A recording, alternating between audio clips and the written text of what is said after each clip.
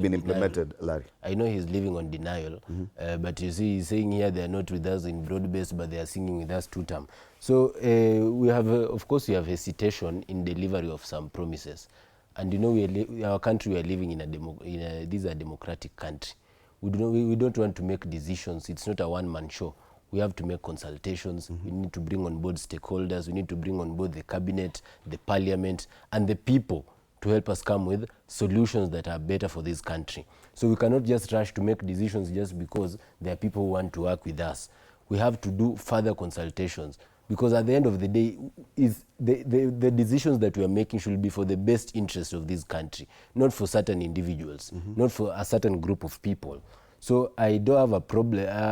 We don't have a problem with all those promises, the 10-point agenda. All of them, they are on course, and the president is working every day to see how he's going to deliver on them. So it's a matter of time. So, bro, patience. Yeah. Even you're hoping that I'm 100% sure that all these demands, and I'll always be coming here. I'll always tell you, any day we deliver, I tell you, work a tick. Yes. All right. But now you're comfortable that you can get into another agreement and make more promises to even your party members. And you're okay with that? We are okay with that only if they'll come with the people. You know what matters is the people. We want numbers. We don't want... Is this the kind of leadership you even from your political leaders, from your party leaders, and you come from different parties, is this what you anticipated? That there would be this much confusion? The demands have changed from implementation of the MOU to now respect and issues around zoning. We've forgotten definitely the promises that were made. Was this what you expected from your party leadership? Fred, you see where we are coming from and where we are? Yes. It's not a one-day thing, and that's why if you have initiated the conversation with the UDA party, it is not the end. This is just the beginning of it. You talked about confusion. I think we are coming with clarity, and our clarity at some point at some point may appear as a confusion, but it's not confusion. Like you have talked about respect and zoning. I think respect is not on the negotiating table. Those are statements being made because, again, we are here, we all know why the leadership and the structure of the party, the Central Management Committee, said that if you're going to negotiate and get into coalition with any of the political parties in the country, we'll go to where we are respected. That is one. Number two, we have had zoning before, even in 2022. Then they were in one political party, and in that one political party, they didn't field candidates in Ford Kenya region. That is in Bungoma, maybe. We from then Azimio, we didn't field candidates in the blue zones in Wiper zone. We didn't field candidates in Jubilee, where Jubilee was stronghold. We didn't field candidates in Dapke, where Dapke was strong in our coalition agreement. It's the same conversation we are having with maybe the UDA, if we'll agree. It's the same thing. If they have the yellow zones, let yellow zones be yellow zones, let orange zones be orange zones. Isn't that only about survival? That's about survival. It's not about survival. It's not about survival. It's about the coalition party or the coalition members gaining the highest numbers in both the assemblies, but in the number of governors. Let me ask you one question. Kidogo Broni. If this is a zone. Okay, Jared. You get to ask your question. Yes. For us, let me use the example now, like now in Nairobi. We have areas that we are pretty sure that maybe will shift to maybe DCP. And it's an area that ODM, UDA combined can beat DCP. If you're going to allow ODM, UDA, and a DCP candidate to be there are chances that the DCP individual may pass and may get the seat. Those are the things we're trying to avoid. It's not about survival. We don't want to survive. We want to have strength in numbers from the coalition partners that we are working with. Don't you think that denies the voter on the ground their main choice? That if at all there was a better candidate from the UDA party in Luo Nyanza, that the voter is the one to decide, but by zoning and only fielding ODM candidates, the voter loses out. Why is it a question today? We've said it here, Fred. First, it's not denying the voters the democratic right to elect the leaders or a better of their choice. Leader of their choice.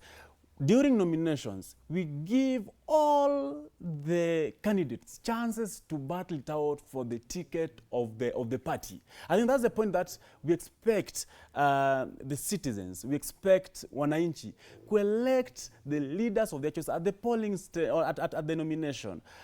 It comes to now we have ODM, UDA example, we have PA, we have Ford.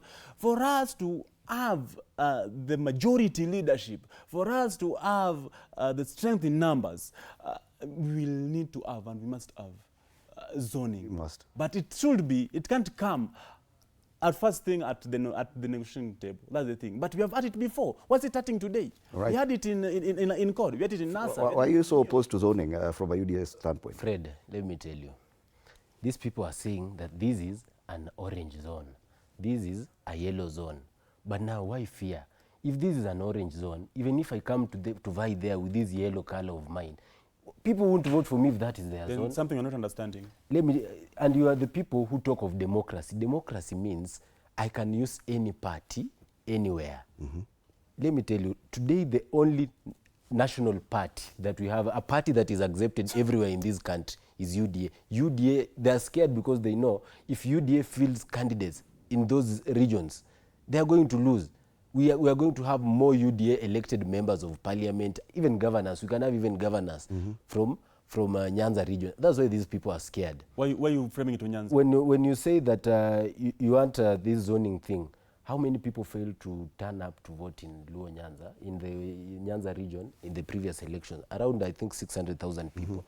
You'll find these people, they fail to turn up because their people are not on the ballot. Their people were denied this chance. That There are people who are given direct tickets and by the party. by the way, there are people who are even given the direct tickets in that party. So they want us to do this zoning thing so that they can continue with people being given direct tickets. Let us have fair competition. Whether you'll have more numbers or not, we are in this coalition agreement together. It's up to your people to sell their manifesto. It's up to your people to work right now for them to be re-elected on that party or to get another party.